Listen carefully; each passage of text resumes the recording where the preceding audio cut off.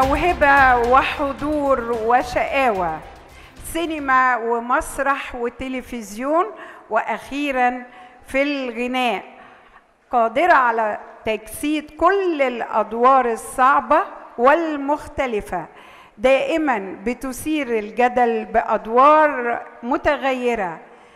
النهاردة جائزة الإبداع لست أنا أيتن عامر. بحبك.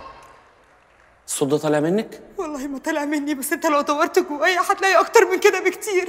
انا بجد بحبك قوي، بحبك من وانا لسه مفتحه عيني على وش الدنيا ديت. عارف يا جلجل، انا هبقى من ايدك دي لايدك دي. انا قبل ما هتفكر في الحاجه بس هتلاقيني كده جايبها لك بين ايديك. والنبي يا جلجل قول اي حاجه، طمني. انت ايه؟ طمني. انا الحمد لله والله كويس. يا رب دايما يا رب دايما رد بقى والنبي بقى.